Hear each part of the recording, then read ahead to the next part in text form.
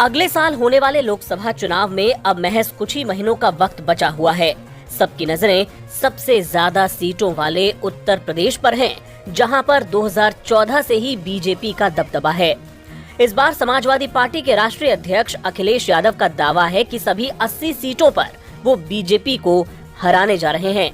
इसके लिए उन्होंने पिछड़ों, दलित और अल्पसंख्यक यानी पीडीए फॉर्मूला भी तैयार कर लिया है। हालांकि अब तक कांग्रेस के साथ गठबंधन नहीं करने की बात कहने वाले अखिलेश ने पिछले दिनों ऐसा बयान दिया जिससे लगा कि सपा कांग्रेस के साथ हाथ मिलाने को तैयार है, बशर्ते प्रदेश में सीटों के बंटवारे के दौरान दबदबा उनकी पार्टी का ही रहे। अखिलेश ने पिछले शनिवार को कहा कि लोकसभा चुनाव में बीजेपी को हराने के लिए प्रतिबद्ध विपक्षी दलों को बड़ा दिल दिखाना चाहिए। सहयोगी आरएलडी के दबाव में है समाजवादी पार्टी। दरअसल कुछ सप्ताह पहले सपा ने कहा था कि वो कांग्रेस के साथ गठबंधन करके चुनाव नहीं लड़ना चाहती।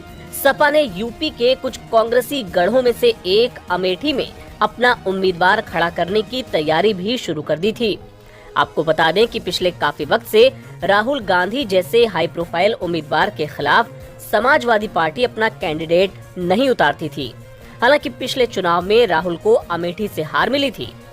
इंडियन एक्सप्रेस की रिपोर्ट के मुताबिक सूत्रों ने कहा कि सपा अपने मौजूदा सहयोगी राष्ट्रीय लोकदल के दबाव में है, जिसका ये मानना है कि कांग्रेस के बिना कोई भी बीजेपी विरोधी मोर्चा सफल नहीं हो सकता।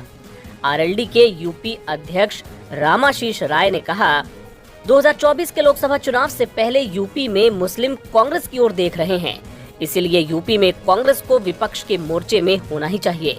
पश्चिमी उत्तर प्रदेश में बीजेपी के खिलाफ मुस्लिम, जाट और गुर्जर का गठबंधन बन रहा है। राय ने ये भी कहा कि पश्चिमी यूपी की कम से कम 22 लोकसभा सीटों पर मुस्लिमों की 38 से 51% और जाटों की 6 से 12% आबादी है। उनके इतने वोटर हैं और बदले हुए परिदृश्य में कांग्रेस बीजेपी के खिलाफ विपक्षी गठबंधन की मदद कर सकती है। उधर चंद्रशेखर आजाद के नेतृत्व वाली आजाद समाज पार्टी भी पश्चिमी यूपी में दलितों और मुसलमानों के बीच काम कर रही है।